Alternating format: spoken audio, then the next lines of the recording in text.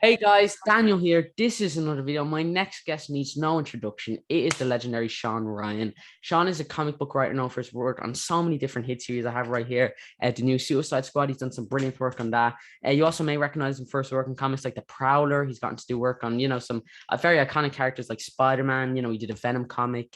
He's also gotten to work on characters like Nova. And he also did the Vitals, which were true nurse stories, and some other stuff such as The Provider. Did I say The Provider? And he did an M&M comic. Sean, thank you so much for coming on. How are you doing today? I'm doing great. It's I was awesome to so talk to proud when I found out you did an M&M's comic because I was like, that's just going to be the hour interview. you. Just talking about that one M&M comic you did. I think it's your best work, really. I That's think very kind of you. you'll go down in history as the M&M guy, which I mean, we all have to leave a legacy. It's a great legacy to have. But I no, hope actually, not. so many different things to get into. First, let me take you back a little bit. What was your first ever comic book memory? How did you get into comics? I got into comics. I watched the X-Men cartoon show, like the old Nice. 90s one, and I really loved it. And I remember a friend of mine telling me, "Oh, they make comic books like from that." And I go, "Oh, that's interesting." I had no idea. So then that's how I got into it. I remember X-Men number 32 was the first comic I ever bought. Wow, was that the Claremont run? No, it was like straight up X-Men, no Uncanny or anything. And so it's Oh, 32 is I think Fabian, I always forget how to say his name, Fabian Naciea, yes, yeah, and I Andy know. Kubert drew it. Not bad first comic to get into. But so then, what was your first comic book work? Did you go? It'd be great if you went straight into Marvel or DC, but is that what happened?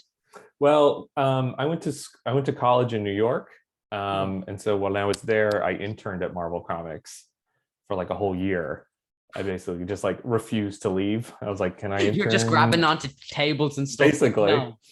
Oh, I really? interned. I interned in their trade paperback department for the spring semester, and then over the summer, and then in the fall semester, I interned in Tom Brevoort's office, which was cool. It was like 2003, so the big thing they were working on at that point was Avengers versus JLA in that office, which was really neat. Oh, yeah.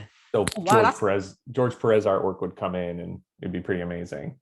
Yeah, that's not a bad time to be, in that. But so you worked in the trade paperback office. So what did that, involve? What would you do?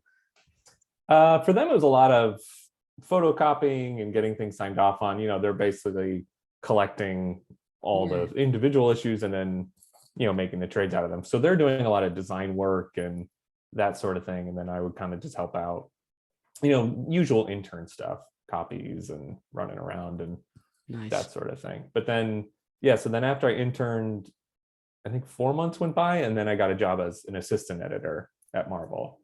Oh, And really? And so then that kind of lead into writing from that?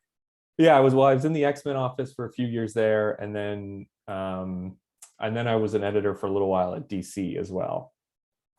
Oh, really? So you kind of Mhm. played with both companies. But what was your first comic book job as like a writer? What was that first comic book work? The first thing I think I ever wrote is when I was still an editor at DC. They let me do a 10-page Superman story. It was Oh, no, a that's not a bad first character to get to work on. no, it's not too shabby. It was like a giant sized, I forget what it was called. It was like an 80-page giant, I think they called it, of Superman. So I just had a little 10-page story in there, which was really cool. And then the first, like I stopped editing there, and then I was working at DC in California with like TV and animation stuff. And when I was there, I got to write the first like full issue thing I did was a Gorilla Grodd tie-in to Flashpoint. Man, you've had a brilliant career. You've gone to an M&M comic, a Gorilla Grodd comic. You got to do like Venom cinema comic and all these different brilliant projects. What was your first?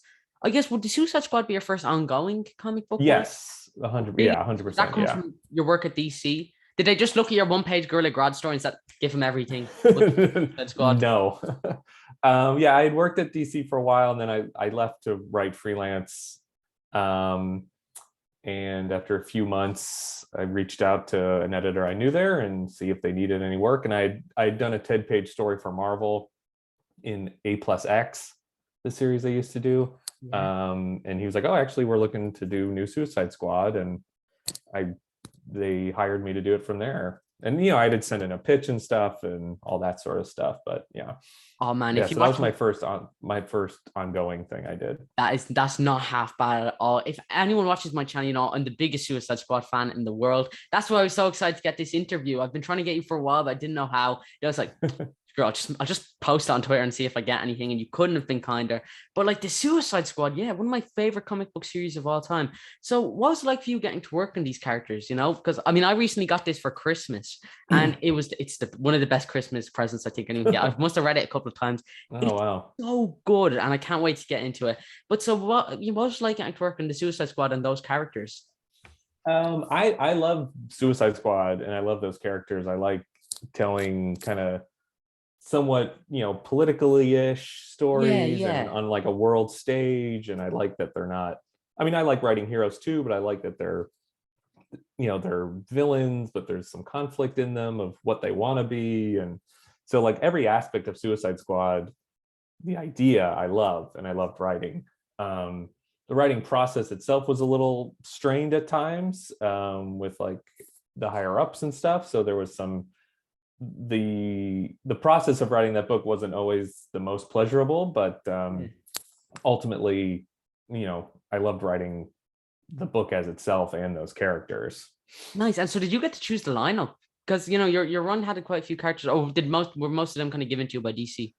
Well, like someone like Harley, like there's certain characters that you're like, well, they're gonna be in Suicide Squad, like I knew like Harley Quinn and Deadshot. In the first arc I did, the Pure Insanity one, they told me I needed to put Deathstroke and Joker's daughter in it, which never really made too much sense to me, but they're like, you got to put them in there. I was like, got it. And you were like, but when do I get to work on the M&Ms? Was that what you were saying? I really want to put blue M&M in this book. You're like, it's a creative choice, guys. You don't know, it has to happen like this. But no, let me. I don't care if it's illegal. We'll do it anyway. We'll just rebrand it. Blue N&N, N&N. We'll do it. We can do that to Image. Me and you will just bring it to Image. One of us will have to draw it. I don't know. I assume, or artists just fall out of the air. Yeah, they'll be begging to be on it. Yeah, it's the next Watchmen. That's not bold of me to say at all. That's not bold. But yeah, let me ask you: was it difficult for you writing that team dynamic? Because obviously, there's a lot of characters, and like this is something that I think you do so perfectly. Each character kind of has their arc or their moment. So was it important for you as a writer to say, okay, well, let me look at this. Oh, I didn't give Black Manta didn't speak in this panel, or Captain Boomerang hasn't spoken in a while, and so is that kind of difficult thing for you to balance? Yeah, I mean, I think anyone who's written team things would say that's definitely the challenge of team things is giving everyone their due, but at the same time, you can't give everyone almost equal stuff all the time, because then it maybe just gets to wee white noise. Like definitely Parasite, I didn't give a lot to do. He's kind of this there. Like I had some maybe plans further down for him down the line that we never got to, but yeah, you just kind of want to. Yep, there he is. It's lovely smile. Lovely smile. Yeah, certainly you want to give everyone like what's their point of view and where are they coming from and where are they trying to get. Like when I was doing Suicide Squad, the main thing I was trying to figure out for everyone is, especially with a lot of villains, it's like they have one defining attribute. And so the idea was like, well, what if you take that thing away from them? What do they have to become then? Yeah. So like with Black Manta, his big thing is that he hates Aquaman and wants to kill Aquaman. But in like the stories before that, he had thought he had killed Aquaman. I forget what that storyline was called.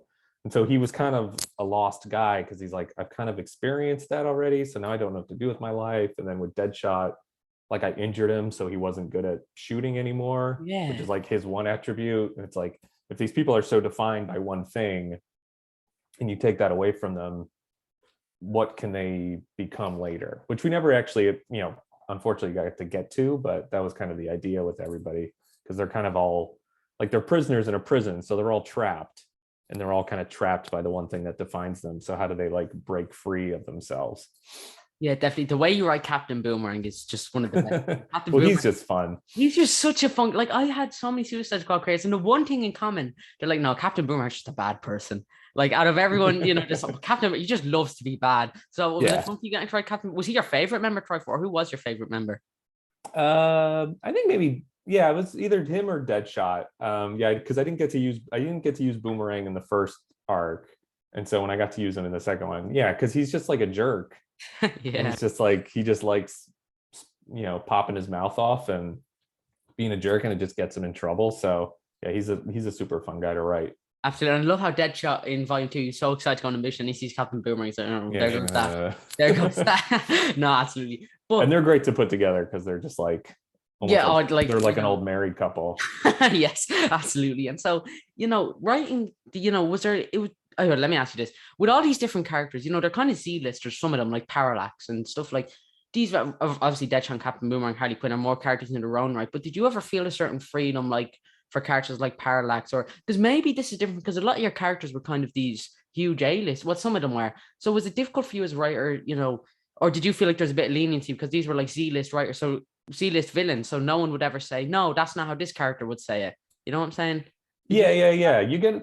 There's you get a little bit of leeway, especially with the lesser known folks. You can kind of play around with it a little bit more. And And was like there with more pressure? there was that Reverse Flash character I used. Yeah. Certainly I got a lot of leeway with him because he was a character that was created, and then I'm not sure they were doing too much with him. So, and he had only been in like also characters that are relatively new. There isn't like a whole 40 years of backstory to them to kind of keep in your head. So when someone's that new too, you have a lot of leeway to kind of like, well, he's only been in 2 stories, so what's the vibe I get from those 2 stories, and then build the character from there. And then they gave me the leeway to kill him off too. So Yeah. And so was there more pressure when it came to working on characters like Deadshot or Black or Manta or Deathstroke? Because I don't know, you wrote this, was this before the film was out?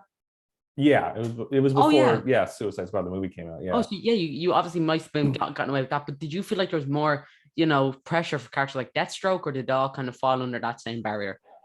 Didn't feel too much pressure. I mean, I guess like not too much, because the one thing is you just want to make sure that you get them right. Yeah. It's kind of the thing, because like every person who reads comics for the most part, like they have an idea in their head. Like when you say Deathstroke and someone's a big DC fan, it's like in their head they're like, well, I know what Deathstroke is, and I know who he is and what he's like. So Yeah. I mean, you can't please everybody, but you're kind of like, I at least want to make sure that like this is who people are going to recognize this as Deathstroke. Like you can maybe take people in different directions, but at the beginning, at least, they can't be so crazy that they're not even recognizable as those characters. So yeah, there's definitely the pressure of making sure they're at least seem like the character. Yeah, absolutely. And I loved how you did play with these characters. Like, was it you that gave like Harley Quinn just a love for like Taylor Swift? Yeah.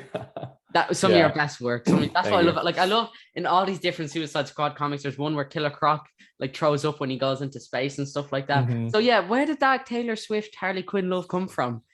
Well, because it's in the one where they go to China. I just feel like she was listening to music, just trying to think of what music she would listen to, and especially at that era of Taylor Swift, it seems like she'd be a big fan because it was all about breaking up and boyfriends who had treated her poorly and stuff like that. And it feels like that's a perfect person for Harley Quinn to listen to with her situations with the Joker. Yeah, I think it's best if we don't try and get into Harley Quinn's head, because we might not like what we find. Well, I did that one issue. I don't know if you've read that one yet, because I wrote it and then they delayed it. It came out like a bunch of issues after I wasn't on the book anymore. Was it called Blank Space? Was that one? Yeah. Oh, it's brilliant. I love that. It's like a solo Harley Quinn story, isn't it? Yeah, you kind of go into her brain, and I was able to squeeze in 15 like Taylor Swift song titles. Oh, really? Dialogue. Yeah, well, because Blank Space is a Taylor Swift song, and then in the dialogue there's like 14 other Taylor Swift songs in there. I assume you're just listening to Taylor Swift and saying it's for research, okay? If someone walks in, it's for research, okay? And then I assume you charge the CDs to DC. That's how it was all. I wrote it all off on my taxes. Yeah, well, your M&M collection, so typical. I mean, if you turn your camera a little bit, we can see your just stack of M&M comics, which is like your best work, obviously. But one of the things I love most about it, and this, like, I think we all know when we see a film or we read a comic, there's always that one line that just stays in your head. And I know I posted this on Twitter because I was so fascinated by it. But I mean, spoilers for the end of Suicide Squad Volume 2 Monsters. So click off video and come back once you've read it. But one of the characters, Flash, but towards the end, he's running away and he's like, well, I'm only like this because my dad hurt me. My sister called me a monster. And, I don't know if I'm a good person, but I know I want to be, and maybe that's enough. And I'm paraphrasing a little bit, but that was such a powerful moment. So it was important for you to give these characters these, like, mate, because they're not all bad, and that's what I love about Suicide Squad, is how they're all kind of flawed individuals. So it was important for you to give these characters kind of, I don't know, human attributes and just make them more human in the eyes of the reader. Was that important to you for your run? Oh yeah, 100%. I feel like whenever I'm writing anything, you want to see people as people, Yeah. and not just like either chess pieces to move around or just like one-dimensional things to yell at each other. And that was the big point of, yeah, right there when he saves all those people. That was the big point of that arc too. I mean, it's called Monsters because the idea is that the other side is always looking at the other side as monsters. And so if you look at someone as a monster, it gives you in your head the free reign to do whatever you want to them. But then when you treat them badly, you look like the monster to them. And then it's just this vicious circle. And so I think for Reverse Flash in that moment, he wants to break that cycle because everyone else is like, just let everyone die. They're a bunch of monsters in that town or whatever. And he's like, he wants to break that cycle of like, I don't want to be the monster that hurts those people. So I want to break that cycle of just like, well, those aren't really people. We can do whatever we want to them. So that was kind of where that whole arc is kind of about, that of not looking at your enemy as just sort of a inhuman monster, trying to see them also as a person. Yeah, definitely. And that's what I love. Like, I was thinking about that moment, and I'm still thinking, like, it's not, I just repeated to myself throughout the day, because like I'm not a monster, but maybe, maybe that's enough. I don't want to be one, and maybe that's enough. And I think really powerful line. And so, when it comes to characters like this, and just the Suicide Squad in general, can you even look back just in general, like in your comic book, like some of your even previous work, like your Superman and Gorilla Grodd stories, is it hard for you as a writer to look back some of your earlier work? Or because or is it kind of easy for you? What do you think, just looking back in general? I don't know. It doesn't seem that hard. I don't really like go back and like reread them and like pat myself on the back and be like, haha, you did it again, buddy. Just a second Sean Ryan just patting you on the back. Just like a big cigar. But no, like I generally feel good about what I like, there's nothing I look back on, I'm like, that's horrible, I don't like it. Or, there's always things you're like, I wish I could have changed that or made that a little different. But, for the most part, I'm pretty pleased with how things came out. You absolutely should be. Like that moment, it's one of my top 3 favorite Suicide Squad moments of all time. It's just so good. Thank you. And like, I know people, of course, look in this run and they really like it from what I saw. But yeah, let me ask you, I asked this of all my writers who do team books. If you could see your Suicide Squad go up against any other team in comic book history, who is that team you'd like to see them go up against? That's a good question. Oh man. I don't know. I'm trying to think of, because it's like, I don't really want them to go against the Justice League because the Justice League's too powerful. Yeah. I always think that's funny when they have the Suicide Squad go against like big superheroes, because it always seems like I always get the X-Men, funny enough, and I always get X-Men Teen Titans, and I can't remember what the other one was. Teen Titans would be good. Yeah, I think that's fair. But do you have any, or are you just indifferent? Honestly, I don't know if it's probably a losing battle no matter which team they go up against. I mean, they're just kind of a mess. That was the thing I liked when I wrote, for what I wrote, it was like the government's just sending them out to cause trouble and look like they're just causing trouble, because it's such like a crazy, they're not like a good team. Yeah. Like you would think if you're going to send that squad, they should at least be a good team, but they don't even work together well. Yeah. Like if you really want these guys to really accomplish some good missions, I wouldn't put Harley Quinn on that team. Yeah, absolutely. He's fun to write and read about, but if you're like, I really want this mission to go smoothly and be executed well, you're like, oh, let's take the insane clown lady off this team. Yeah. And so let me ask you, if you could add a character from the DC universe to your Suicide Squad run, just to insert, who is a character you never got to write for that you would have enjoyed to? That's another good question. I mean, I don't know if he would be on the team, but it would have been fun to, I always liked the idea of writing Lex Luthor. He seems like a great, especially on the villain side, he'd be a great character to write. I mean, he wouldn't obviously be on the team, but maybe he could have been involved in like pulling strings and stuff like that. Yeah, absolutely. Him and Amanda Waller always feel like good. They work well in scenes together because they're both kind of immovable objects. Nice parallels there. Well, let me ask you just with Amanda Waller. A lot of people have said, the true villain of the Suicide Squad is Amanda Waller. What are your thoughts on that? Do you agree with that, or? Maybe. I mean, again, like for me, there wasn't like a true villain of it. Like again, I'm trying to see her as a person too. Because one of the things I want to do is add that character who's above her, because she's always someone who feels like she's always in charge. She always knows what's going on. So when I introduced that person who came into Suicide Squad to be her boss, that was to give her some problems, because usually she can do whatever she wants and she's just in charge. And now here's this kind of bureaucratic person who's just kind of in her way. And the thing I try to set up with her is she's not a great person either, but in a lot of ways she's as trapped as they are. Yeah. That's how we kind of end the last arc I did. Is I forget, her and Deadshot are talking about stuff and how he's stuck in prison, so he's there, but like what's the reason that she stays there? So she's kind of as trapped, she's as stuck in this Suicide Squad as they are. Yeah, I actually agree with that. The way I always look at Amanda Waller is like, she is the villain of the Suicide Squad, but the Suicide Squad is a group of villains. So it's like, in a sense, it's like, that's like Lex Luthor saying, my villain is Superman. I mean, yeah, but it's Superman you're talking about. So that's how I kind of look at it. They're just saying, I hate Amanda Waller because she's making me do stuff that as a means to the end or something like that. But yeah, I think Amanda Waller. Because the way I always looked at it is, if I was Deadshot, would I rather just be sitting in a prison cell doing nothing, or do I get sent out on missions where I'm doing what I'm good at? Like obviously they're dangerous and they're not, the best things to go do, but like at the end of the day, it gets him out of sitting in this prison cell all day. He gets to go out and go to the Middle East and shoot guns, which is if he wasn't in prison, he'd be out and about doing adventures and shooting people. So it's kind of like, not a very eventful life, but not a very eventful life. It stinks they're in the Suicide Squad, but at the end of the day, it gets them out. And I mean, it's what they would be doing if they weren't in prison. There was one character you should have added to your run. Are you aware of the Condiment King? I'm aware of the Condiment King. Man, I don't get to explain. One of my highlights is educating comic book creators who aren't aware of the Condiment King. I've done it so much. Here's my plan. I'm going to tell every comic book creator about Condiment King. One day there'll be an upsurge.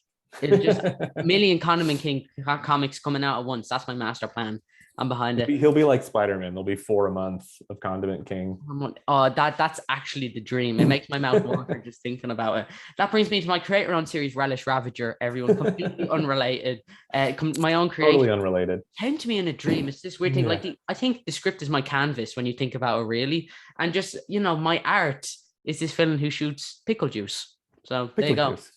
There you go. So I mean, between M&M and pickle juice is very eventful interview. Yeah, absolutely. What if you could have any superpower? What would your superpower be? Lame or not? I think teleportation would be good. I mean, teleportation. Because then you could just go places.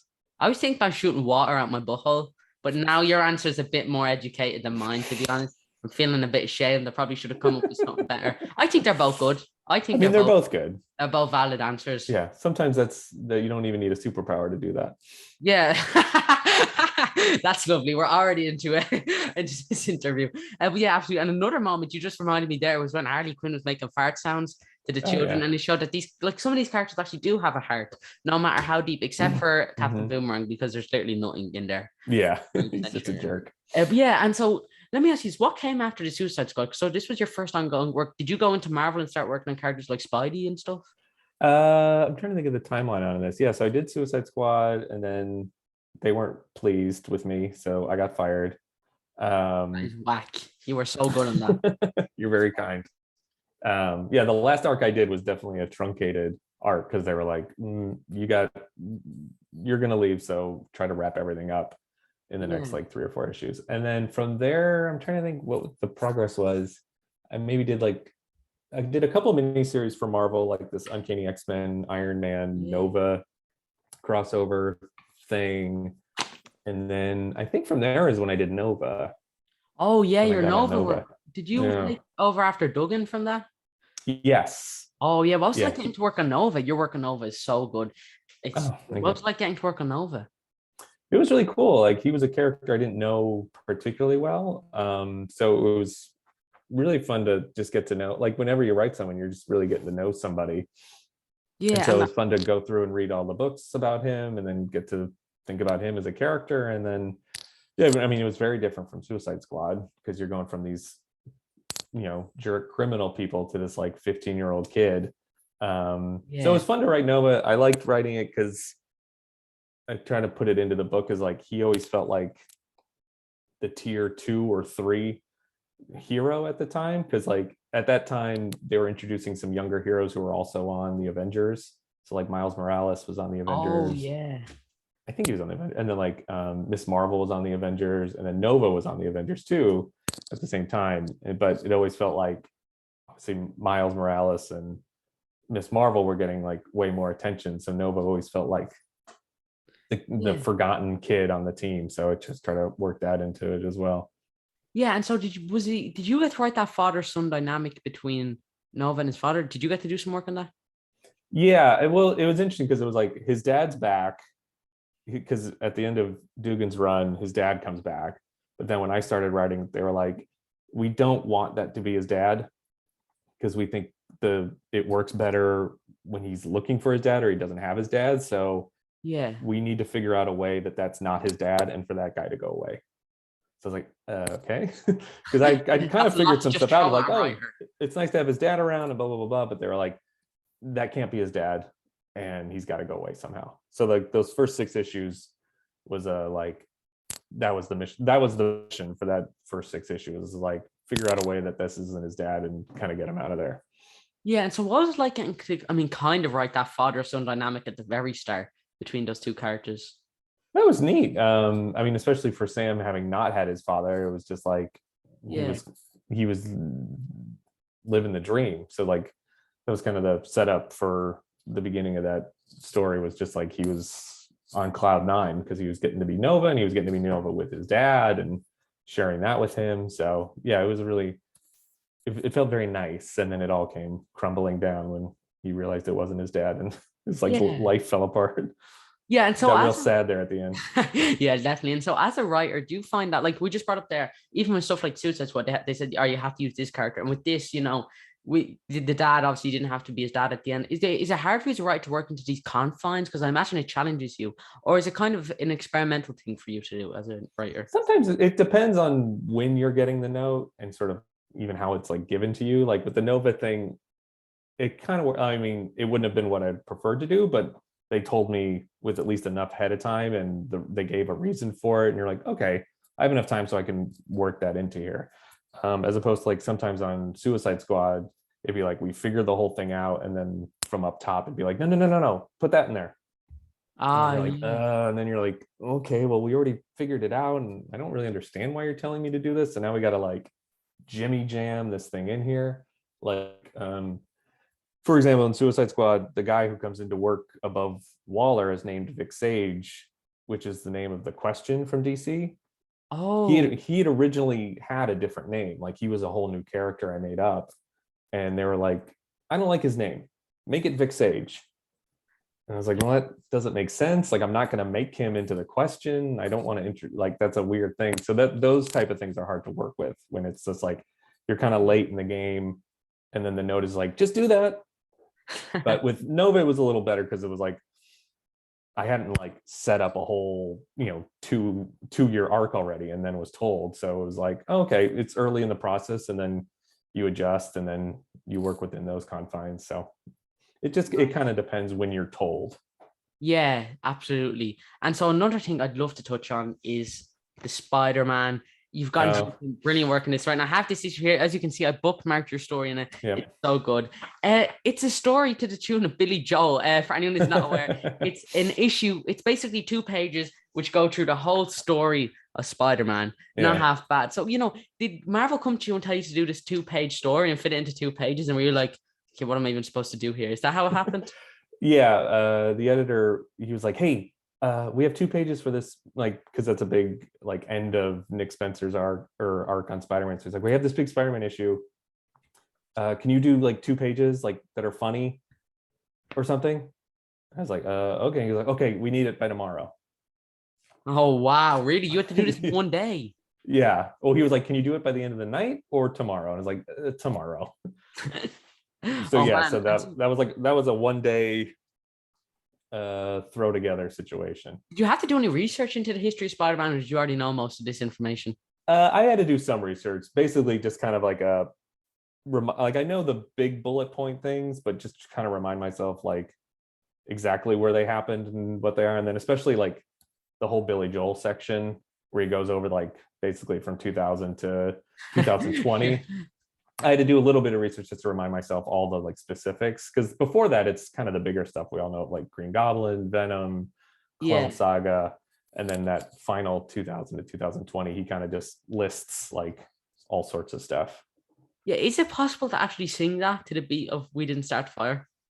It's pretty close. I think Testing it. there's a couple lines that I don't think I got right, but certainly at the end when he's like, because the line in "We Didn't Start the Fire" is like, JFK blown away, what else do I have to say? And then at the end of this one he says something like "Sinister War, what I else, can't take it anymore. I can't take it anymore." Yeah, so it's I tried to get it into the rhythm of "We Didn't Start the Fire" as much as I I could. assume you were just singing it to yourself in the middle of it. And yeah, again, Well, at the time my daughter was really, she was like 2 and for some reason was really into Billy Joel, so we were listening to "We Didn't Start the Fire" a lot around the house, so I think it was just stuck in my brain. and you were charging it to work. You were like, "Oh, I'm listening to Billy Joel. It's Exactly. a work expense." Yeah, but Hmm. you also get to do some other work on Spider-Man and like spectacular Spider-Man issues and stuff like that. I did 3 issues of, I think it's Peter Parker Spectacular Spider-Man, when it tied into, I forget what the event was called. It was something when Morlon and War the of the Realms. Spider-Verse. No, well, I did that. I did a Spider-Man tie-in with War of the Realms, and then I did the Spectacular Spider-Man issues that tied into some other arc with like Morlon and all the like, I forget what they're called, but it's like Morlon and his tribe of people Yeah. and like the whole Spider-Verse and stuff. So I did 3 issues where Spider-Man fights Morlon. Like Morlon comes to get him and then Spider-Man fights him. Is that where Moreland has a shirt that says "Seal of Approval"? Yeah. That is some of your best work as well. I love all this joke between Harley Quinn listening to Taylor Swift, Yeah. M&M's, and "Seal of Approval." Billy Yeah. Joel's "We Didn't Start the Fire." It's Certainly. it's one of those things where I was real pleased with that Seal of Approval shirt. Was that literally your dream come true? Was that like your epiphany? The second you Yeah. thought of it, you were like, it all ties together. I I'm assume retiring. you had a board of just Yeah. "Seal of Approval" written across it multiple times. You're like, yes, this is it. It works. I wrote Seal of Approval on a board 6 years ago and I was like, what does it mean? And then finally. You're in your trench coat smoking. Yeah. It has to mean something. There's a case. There's something behind it. I'll put it on Moreland. That's right. Yeah, Moreland's he's a weird character. So any way I could kind of put him in something silly, I took advantage of it. Yeah. So what's it like for you getting to write the character of Peter Parker and Spider-Man? Who is he to you? He's the best. I'd write Spider-Man all day. He's kind of like, he's my favorite. He's my favorite character. And he's the best to write because I think he's such a good person, but also he's fun to write because he's funny and he jokes around and he doesn't take himself too seriously. So Yeah. you get to write good emotional stories with him, but at the same time you get to write jokes and he's chitty chatty and he seems like he's like a real person to write. Like sometimes when you have to write certain kind of characters who are more like stone-faced and serious, like Yeah. Prowler was a little trickier to write because he's a pretty serious dude. But when you write Spider-Man, you can kind of let yourself off the hook a little bit and you can make jokes and be emotional or get frustrated and be like, ah. And so that sort of stuff. So it's fun to write him just because he's such a good, he's just like a human being who happens to be a superhero. Definitely. And it was you that wrote the story, wasn't it? "I Can't Help Myself." Yeah. Yeah, and that's a really fun story, which basically just sums up Spider-Man as a character. He can't help himself but help people. Yeah. So is that who Spider-Man is to you? Just someone who will help everyone? Yeah, exactly. I mean that was the whole point of that story is he has work to do because he was, I think at that time in the comics he was doing Parker Industries or something. Oh yeah. And so he had a lot of work to do for work, but then as he's going home, he notices someone lost their cell phone. So he just spends the whole night trying to get someone their cell phone back. And so it's like, yeah, he can't help himself. He has all this other work he should be doing, but he can't stop himself from being like, well, these people need to get their cell phone back. I got to get it to them. Like, that's my job. I have to help people. And that feels like, to me, Spider-Man to a T is he will always help himself, even at the, even to own hurting himself. He'll help Detriment, everybody. yes. Yeah, at his own detriment. Thank you for knowing words that I don't. It's just about the only thing I know, comics and words, and I don't excel in school now, actually. But yeah, and so another character you just brought up there that I love your work on is the Prowler. And so you just said you struggle with that character because he's kind of the serial. Oh, really? What was your struggle with him? Like I was saying, like, Spider-Man, his character is so obvious in a way. And he's fun to write because he's so human. Whereas like Prowler, you read a lot of Prowler issues and it's not entirely so clear like who he is and what his character type is. And he's not like a particularly like funny guy, or doesn't have like a quirk or like a Tony Stark, or who has like a personality quirk to them to like hang some stuff on. He's a pretty just like straightforward dude. So it was difficult in that sense of really trying to make this guy who can be kind of bland, trying to make him interesting. The big thing I try to do with him is like, he's one of those characters he's a side character. So whenever he shows up, writers will just use him however they want. So it's like, if you look back at his history on like Wikipedia, it's like, he was a villain, then he was a good guy, then he's a mercenary, then he retired for a while, then he's a good guy again, and then he's a bad guy again. And not very varied career. He'd be great on the Suicide Squad because he definitely belongs there. I mean, he probably would be at some point. Because so when you read a Wikipedia entry like that, you're like, oh, he's just kind of bounces around. But if you think of that as like a person, he's just someone who doesn't know what he wants to do. He's just bouncing around and goes, oh, I guess I'll do this now. I guess I'll do this now. So that was kind of what I tried to hook on with him. Is just someone who can't figure out what he wants to actually do with his life. Yeah, sure. And you just said there that he wasn't necessarily a character that has ever had a set history. No one knows really what they have ideas, but they don't know what he is exactly. So did you feel like you could kind of experiment with that and have fun and just kind of do whatever you wanted with that character? Yeah. And that's where we're like, you couldn't do too much because it was tying into this big story. So it's I had to like fit within the confines of that story at the time. Because because I think in that story, he was working security for the Jackal, who was like running this clone business, which is another thing. It's like, oh, now he's working security for the Jackal, like another like random job he now has. Go wild. So it was just sort of trying to figure out, like, I had free reign in the sense of like, well, what do I think is interesting about this guy, and how do I build a story about that conflict in his own brain? Yeah, and I love how you also basically had to start with when he's like, I don't know what I'm doing.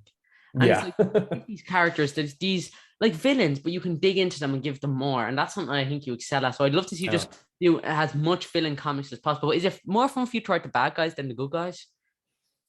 You definitely get to do more with them because they, like, in the sense of there's more they can do, like Deadshot or writing Suicide Squad people, they can, they can save people, but also they can run amok and create chaos and stuff. So there's certainly more not interesting, but there's more you can do with them in the sense that they have no hard morality, so they can kind of do whatever they want. Whereas like Spider-Man, I love writing him and he's fun, but he also can't just like, you can't do whatever you want with Spider-Man because he's ultimately a good person.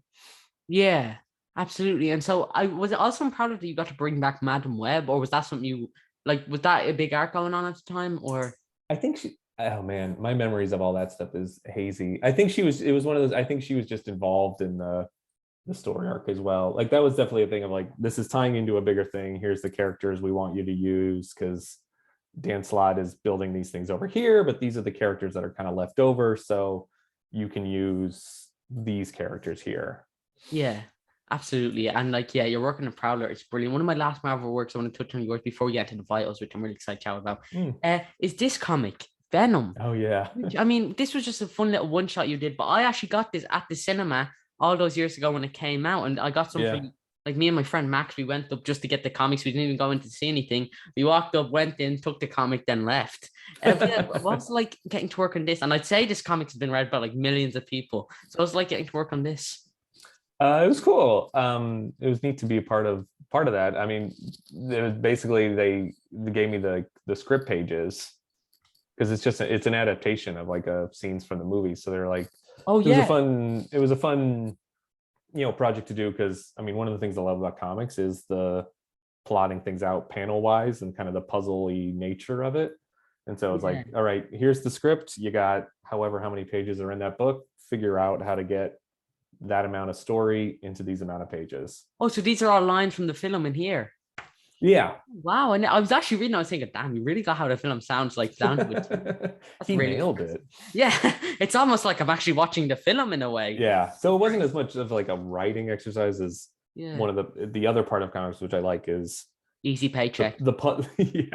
I just blew it off, but just the puzzleness of it, of figuring out where all the pages have to go and what panels and blah blah. And blah, so do you ever, like, even if you're not a good artist, do you ever draw out the panels that you intend to use? Or sometimes I do, yeah. Oh yeah. I mean, they look like garbage, but yeah, sometimes I like little doodles to myself of like, okay, this is what I think it would look. You can draw our M&M comic, and like the art doesn't need to be good because the story just sells itself. Basically, you could do it as a book, but something tells me an M&M book wouldn't be as desired for. But you never know. It has to be a comic book. I think we can just do. Here's what I'm thinking: you need to see the M&Ms. Yeah, you need to, and like obviously it'll be a metaphor for capitalism because there's no other way we could do this. 9-panel grids every single page. That's what I'm thinking. Yeah, you're my artist on that. Well, now all I can think about is a M&M that has like the Rorschach mask thing going on him. The city is drowning in sin. Yeah, and it's just an M&M delivering a monologue, and then look up. The city melts in my mouth, not in my hands. See, this is why you have to co-write it with me. We already know how these M&Ms speak. I bet Alan Moore would love our M&M's Watchmen. So something tells me he absolutely would not. Never compromise, even in the face of a Snickers bar. There you go. That's the ending line. But no, absolutely. Let us get into the Vitals, which is, I think, one of the best projects anyone has done in comics. Absolutely, in the last while. What can you tell us about that project, the Vitals, for anyone watching who's not aware? Yeah, Vitals is a comic that I was asked to do. That's basically it was basically like, so long story short, Marvel has a custom comics department that like outside companies like M&M's will reach out to them to be like, hey, we want to make a comic, we don't know how to, you help us. So that was what Vitals was, is this like health network here in Pennsylvania reached out to Marvel and was like, we want to make a comic book to honor and celebrate the nurses who work for us. Can you do that? Yeah. And so the editor who works in that department, who I've worked with on that Venom thing, I worked with him on the M&M's thing. Oh, nice. He asked me to work on it, and it was a very was that Darren Sanchez?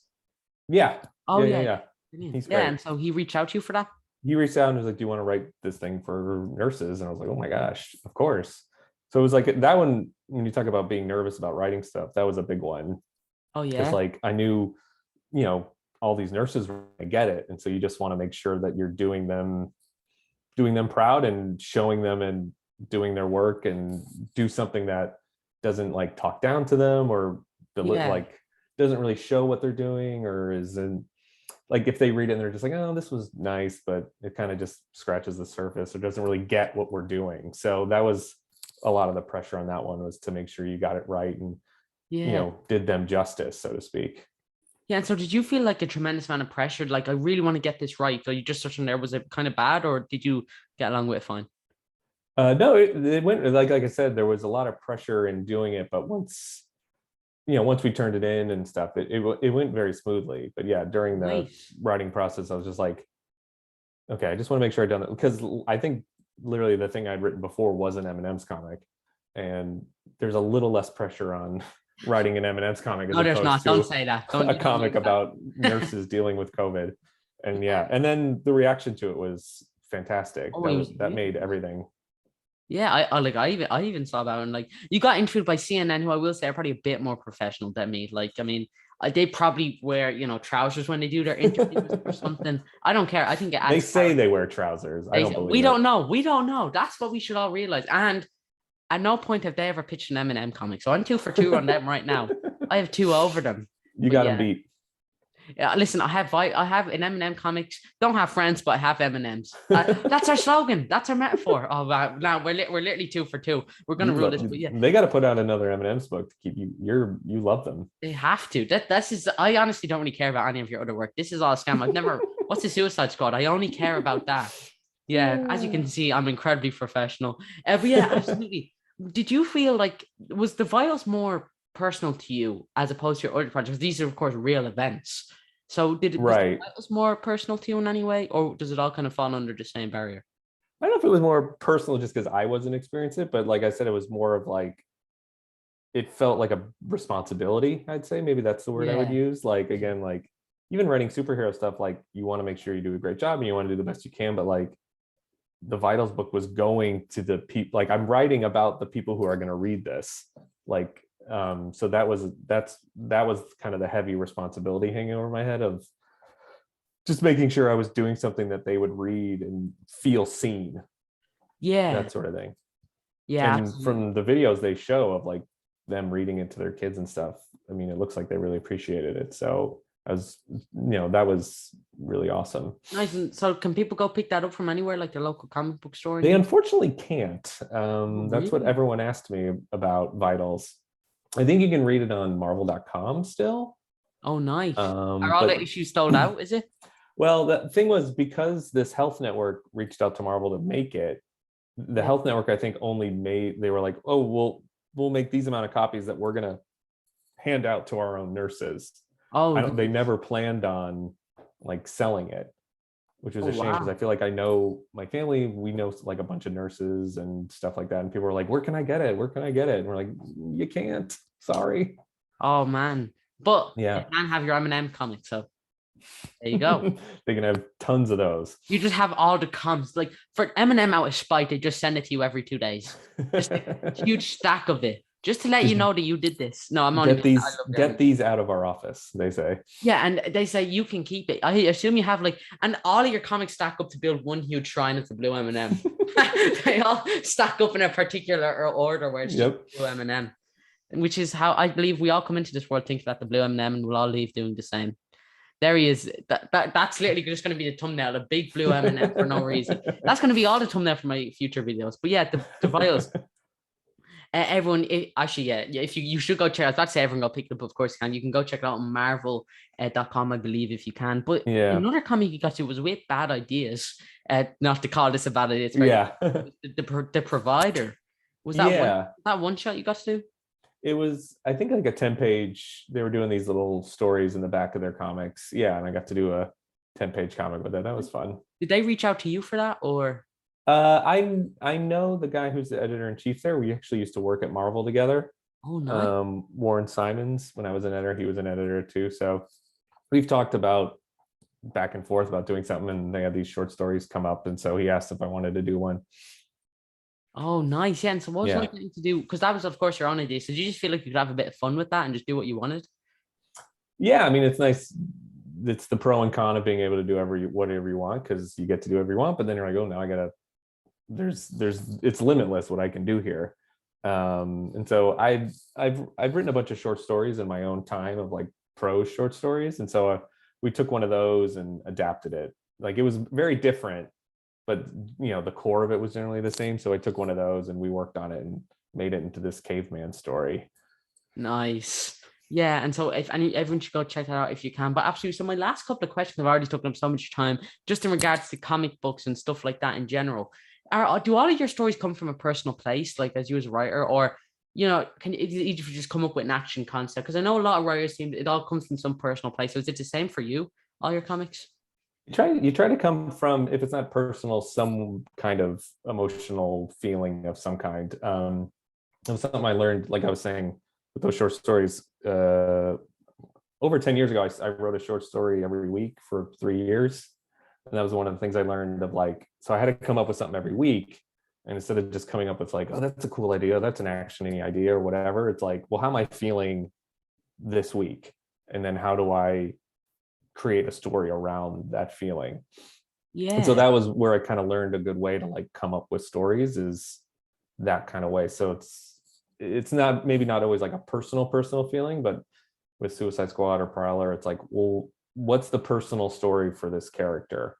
Instead of just like, oh, it'd be cool if they like jumped off Big Ben and blew it up or something. It's like, that would be cool, and maybe that will happen, but what's the way the story kind of initially sprouts, is what's the personal aspect of these people, and how does it go from there? Yeah, and so it's easy for you. So I mean, I assume you just sit down, open a document and start typing as a writer. Is that easy for you Mm-hmm. to just sit down and just start typing away? No, usually it's, if they're like, if it's a usually it's sitting down with a notebook and a pen Oh, and really? then kind of scratching out ideas. I mean, the big thing I always try to first do is, why is this person doing this? I mean, with some superheroes, it's easy, like Batman, Spider-Man, like their origin and why they do it. But like for someone like Nova and Prowler, the main thing I'm trying to think, like, who is this person and why do they do this? And then Yeah. you kind of go from there. Because like Prowler is like, why do you do this? You don't have any powers. You're just some guy who, seems to just have a hard life. And then with Nova is like, because there's so many superheroes in the Marvel universe, you want to be like, well, what makes this person special, and why do they continue to put their life on the line to do these things? And that will start telling you about the character and why they do what they do, and then you can go from there. And when you're But yeah, it usually starts with writing in a notebook and trying to figure out bigger picture things, and then you whittle it down. Nice. And when you're starved for information, I assume you just close you open your computer, look at your wallpaper with the blue M&M. You look at your framed photo on your desk. I knew the M&Ms was coming back. Did you know it? I tried. I knew it. I was trying so hard not to bring it up. But it's like you can't say something like you did mention the letter M, which is just you baiting me, obviously, because how could you just say the letter M and expect me not to say M? I won't say any other words that start with M. M. Oh, I get you. Yeah, you should have just brought that up. This is gonna be a very hard 10 minutes for the interview. But no, absolutely. So just like in comics in general, I asked this for my guests, what do you think is the Sean Ryan comic? If someone said, all right, this is it Vitals, or what is that one comic do you think just says Sean Ryan? Good question. I mean, the one that comes to the top of my head is probably maybe that Spider-Man one where he can't help himself. Yeah. That one I think that one's the first one that comes to the top of my head anyways. Or I mean, the arc, maybe if I gave someone a whole arc, it might be the Monsters arc from Suicide Squad. Oh yeah. If I could give someone a whole arc of comics, it'd probably be that. Yeah, I absolutely agree. It's one of my favorite comic books of all time. That's very nice. It's so good. Everyone, actually cannot recommend check it out. I'm going to be making a video soon just talking about why I love the Suicide Squad, and you can guarantee I'm going to be bringing up Sean's work. And then, but I'm going to lead it in as me talking about why I love the Suicide Squad. But then guess what? We all circle back to it's my love for. No, don't be stupid. It's obviously Twix. I just love Twix so much. It's a really great chocolate bar. I haven't given it enough love in this interview. But yeah, definitely not. What is that? Yeah, I don't know. Far past me, please just keep it professional. You're talking all this rubbish, but I'll let it slide. Just keep bringing up candy. Yeah. Show us what you think about as a writer all day. Yeah. You'd be great writing a comic about like some type of candy thing. I don't know why. I think maybe I'll do a Tato's book. Hey, that's brilliant. Yes, yeah. I can co-write it with you. I'll send you all the packages. That's a brilliant reference there. But actually, that's an interesting point I want to bring up. You have some Irish heritage, I believe. Yeah, my whole family's from Ireland. Oh, nice. I'm 100% Irish. Oh, brilliant. And so didn't you get married here in Ireland? We did. Yeah, we got married because my wife's family has like a house thing in County Kerry.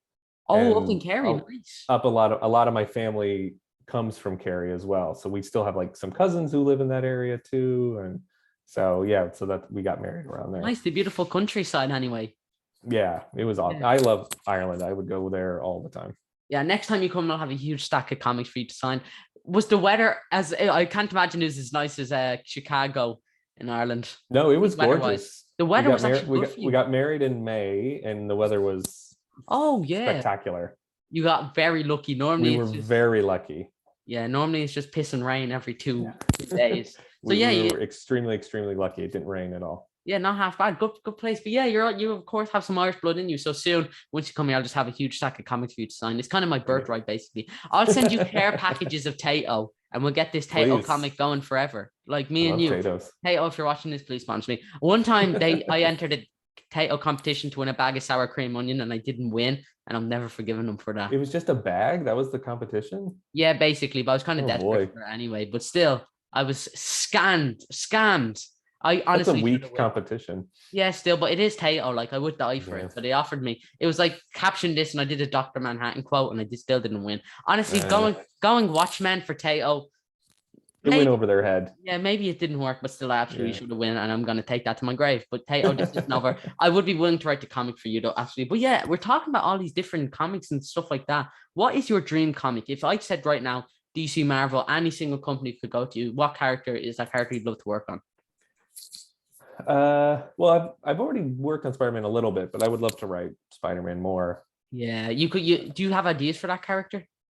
Like vague. I haven't like done a lot of work because that would Yeah. make me maybe look like a lunatic to write You like. have a board, and They're like, would you want to write Spider-Man? It's like I'm done with it already. and then Doctor Octopus rips off his mask, and Yeah, I'm not even gonna say it. he's It's an too obvious. We all know what it's gonna be. he's a skittle. So probably Spider-Man. If I could do that, that would What be. villains would you use?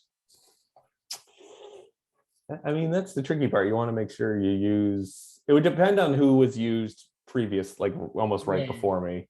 Who is your 'Cause you- favorite Spidey villain, though, just in general? Probably Doctor Octopus. Oh, Doc can't go wrong. Yeah. He's like, here's you should do some sort of give him an extra arm, make him Doctor. I don't know what's the fifth one, something. Quadillion, Doctor Quadoctopus. Or maybe just give him 10 altogether. So he's like Dr. Decagon or something. That's so much easier. I agree. It'd probably be hard for the artists to draw, but you know, That's what they're getting paid for. It's their pleasure. It's their absolute pleasure. Yeah, they're lucky to draw a 10-armed Dr. Octopus. It's every artist's dream. But yeah, Spider-Man is Dr. Octopus your favorite Spidey villain? Is he your favorite villain in general? No, I'm trying to think of my favorite villain is. I don't know if I have one off the top of my head. I always like Red Skull just because he's like a real evil dude. Yeah, I don't know if you could go like real hard Nazi with him though nowadays. I know, but that's kind of what makes him so like. He's one of those guys where it's like there's no. He's like, just scum. to Like that dude. he's just so bad. He's just the worst. Yeah, and that's why I love getting to see Red Skull getting beaten up. It's almost so satisfying. Yeah, being getting decapitated in Old Man Logan is one of just the best moments. I remember Garth Ennis saying that about villains. Is sometimes you want to make a villain who it's so satisfying when they get beat up. Man, yeah, Garth Ennis, one of Ireland's own, definitely brilliant. Pretty sure his mind works. One of my favorites. Oh, so cool. His mind works different to the rest of us, though, but that's one of many gifts. Yeah, absolutely. So let me ask you, who are some of your inspirations as writers and comic book writers in general? Who are some writers or creators you look up to, even artists? I mean, my favorites are probably Grant Morrison, Garth Ennis for sure, like Preacher, and then his Punisher Max run, so good. I think is some of the best comics ever. Nice. And then when I was in high school and stuff, it was like I read a lot of the like Ultimate comic stuff, so like Bendis and Millar, all that stuff. Like Ultimates, the like Ultimate Avengers book, those 2 volumes are probably 2 of my favorites as well. Oh yeah, Mark Miller's such a great writer. He's so good. And yeah, but that's a nice old selection there. Yeah, absolutely. And so it's all people from the UK. Yeah, absolutely. And so let me ask you my last couple of questions before we wrap up. Have you noticed improvement as a writer? Like, do you look back to your earlier work and say, oh, I could have done this, or I should have done this, or I could have done that? And why there wasn't enough M&Ms in the story and stuff like that? Why didn't I do it? I don't know. Sometimes I look back and think, oh, I've improved. And then other times I look back and go, oh, maybe I've gotten worse. Oh, wow. Because I haven't written an ongoing thing in a while. Yeah. And so sometimes I feel like, oh, has that ability to do that gone away? Can I not do that anymore? So I don't know. It depends on the mood. Sometimes you're like, oh, I've gotten better. And other days it's like, if I missed a step here, am I not as good? And so it just depends on the day. Oh, yeah, absolutely. Don't worry about it. One of my favorite moments from all your comics ever right here is, and you aren't an M&M anymore. I don't know, but I know I don't want to be one. And maybe that's enough. Oh man. Stop crying, Sean. You're gonna have me going now in a minute. It's fine. We'll get by it. But yeah, there you go. It's such a beautiful moment. And it really does sum up all of our need to be an M&M. Mm-hmm. Yeah, there you go. So my last and final question. If anyone was looking to get into comic books, what advice would you have for them? Eat M&Ms. No. Obviously. I don't know. I mean, it's that's a fact. You need to eat M&Ms. It's a tough. I mean, it's tricky. I mean, I got lucky because I got that internship, and then I was lucky to get in, and even now I'm still, it's still a struggle to maybe get work and stuff like that. So, I mean, as an artist, just keep drawing and getting better and better and better, and try to get your stuff out to as many people as possible, just to get in front of people. And then as a writer, either get a job at one of those places that's helpful, or try to start working on your own independent stuff and try to meet other artists, because that's what's going to help you. Because it's easy. I mean, you can send a lot of pitches with just writing, which can get you something, but a lot of times people just need visuals to see. So if you can hook up with a friend or someone you know who's a good artist, I mean, consider yourself lucky to have someone like that. Yeah, absolutely. And I could not put better myself. Everyone, that's the great Sean Ryan. And he wrote one of my favorite comic book series of all time, or maybe just a single issue, The Provider. Such a good comic. I don't think Oh, people you like that talk one? about it enough. And M&M, I nominate that's as well. Absolutely. Sean, before we finish up, are you on Twitter, Instagram, Facebook, anywhere people can check you out? I'm just on Twitter at sryanxv. Nice. And Um, so, any new comics or anything you can promote or talk about?